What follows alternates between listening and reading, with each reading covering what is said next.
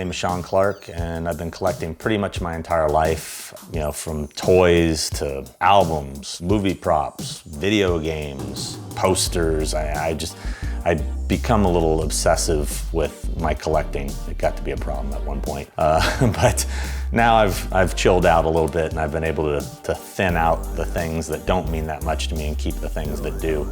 You know, I collect old school video games, or I've got Atari, I've got Nintendo. This is one of the rarest Halloween collectibles. This is an actual boxed, fully complete Atari 2600 Halloween video game.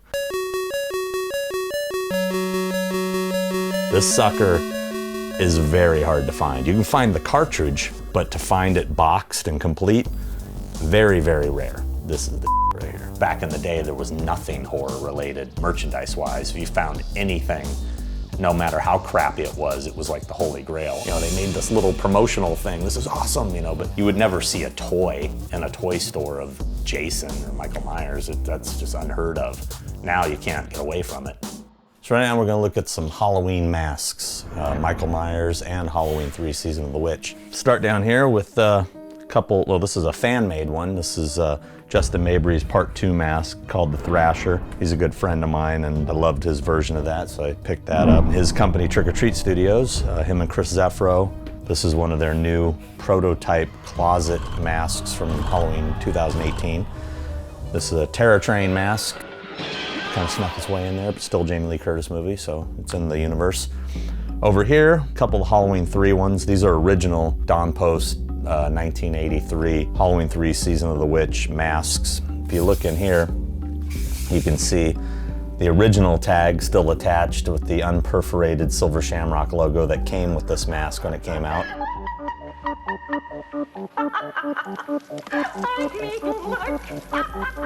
And then Conal Cochran himself, that was a fan-made head of actor Dan O'Herlihy, who played Conal Cochran. But the important one is the one they created for the film, and that was the pumpkin. And this here is a screen-used Halloween 3 pumpkin. Yes, kids, you too can own one of the big Halloween 3. That's right, 3 horrific masks to choose from. One of my faves in the collection there. Over here, Halloween 5 mask. It was starting to deteriorate, and I backed it with some latex on the inside, and I think it's pulling away from a bit, at least in this area here, and trying to kind of do this. But anyway, this is before they put the nose appliance on it. This was a gift Greg Nicotero gave me back in, I want to say 1994 maybe. I was just a fan who had met him several times. I really wanted a Part 5 mask because I was trying to get every version, and he said, you know, we still have the mold, I can have somebody pour one up for you. And I was super excited. And I called him up one day and he said, oh, you know what? I have one in the garage at home that we used in the movie. Would you rather have that one instead? Yeah. So he gave me a screen-used mask, and you know, oddly enough, we're now friends. He works on Walking Dead, and I have a lot of Walking Dead clients. We've become really close over the years. Anyhow, that's that one. Now this one here, this is mislabeled. When I first bought this mask from somebody that worked at Dimension, he told me it was from Halloween H20. I looked at the mask and it was clearly a Halloween 6 mask. Isn't it, Michael? So I was like, the guy just didn't know which movie it was. He doesn't know. Well, he actually did know because I was wrong. Because this mask was used in Halloween H20. This was the one scene this mask was in, was the scene when Michael Myers kills Marion Chambers. Cuts her throat. It's actually this mask. And Brad Hardin, who made this mask for H20, looked at it and verified it was definitely it, because he had put a wire in the neck, and this one has the wire, and he said 100% it's that mask. Now this here, this is not screen used, but this is directly from KMB's mold. Initially, when they first shot the film, they used this KMB mask. The consensus in H20 was that the mask was not right, and we had shot a lot. So they commissioned Stan Winston to create this other mask. This was actually one of the masks made for the film. There's only a few exist of this version, of the Winston version, because he destroyed the molds. So this is made for the film but unused, which is the same scenario on this one here.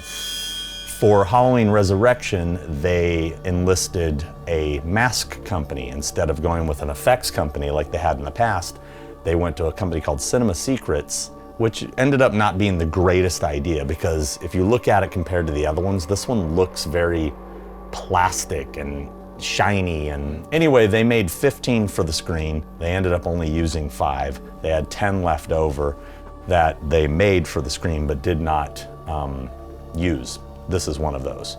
I'm playing Michael Myers, and then kids come around and see us dressed up in the same. You're gonna ruin the whole effect.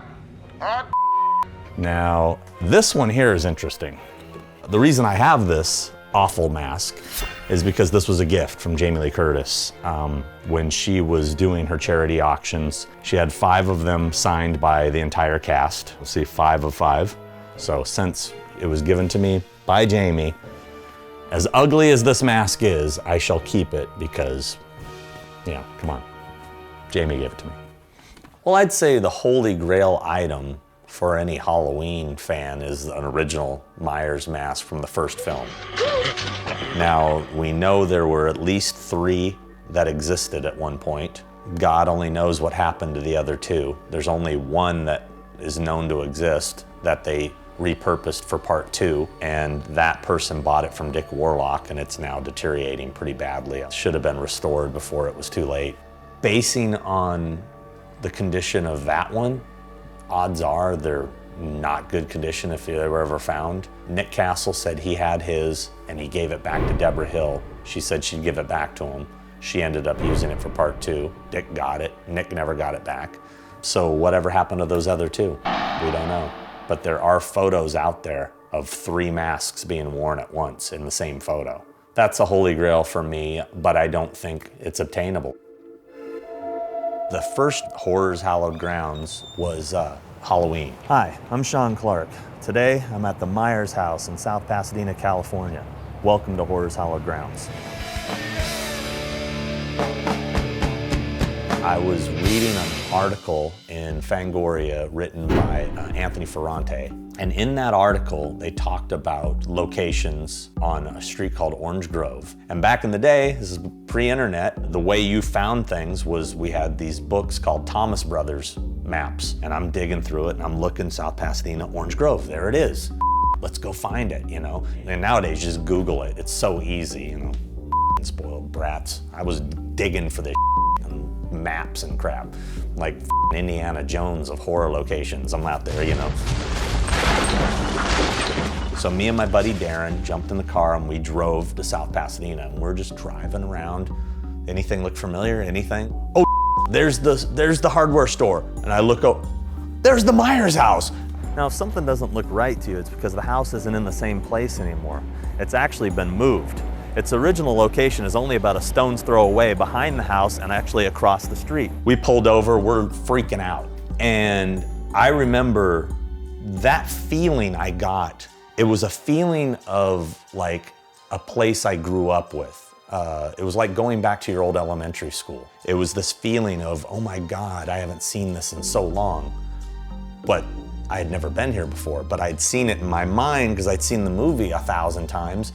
I know these places, and that feeling was so powerful that I was just like, it became an obsession. So then I had to find everything, and I went on a path to start doing that. So the next thing that happened was I was working on 25 Years of Terror, the documentary, and I was at Malika Codd's office, and we were discussing bonus features, and he said, you know, we need more stuff. We need extras. I said, well, you know, I got this article I do online that's starting to build a following. People seem to really like it, and I've had an idea to do it as a show. And he said, that sounds awesome. Go for it, do it. So I called up PJ Souls, said, hey, would you come do this with me? So we're actually, it was right about this point where you girls stopped and Nancy Loomis yelled at the car the famous speed kills line. Right. That ended up being on the 25 Years of Terror Blu-ray. Later, I was at San Diego Comic-Con, and this guy came up to me and said, hey, you do that Horrors Hallowed Grounds thing, right? And he said, this is my magazine. I love your articles. Would you ever consider doing it, you know, for a magazine? I looked down, like, this is a cool magazine. I'm down, let's do it.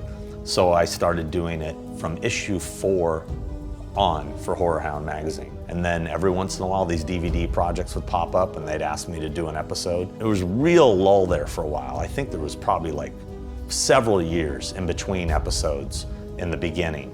Fortunately, Andrew Cash, who's still a close friend of mine, was doing a documentary, Never Sleep Again, and he asked me to do an episode for their DVD. So I did that as well, and that kind of kicked it in again. And there was another lull for a couple of years, and Michael Felsher recommended me to this new upstart company called Screen Factory and said, hey, this guy does this thing, it's really cool. Maybe we should consider bringing him in for Halloween 2 and 3, which they were working on. Those are two of my favorite films. So I was like, dude, I'm all over it. I went out, shot killer episodes for both, and people started raving about them and telling Screen, we want more of this. This is awesome.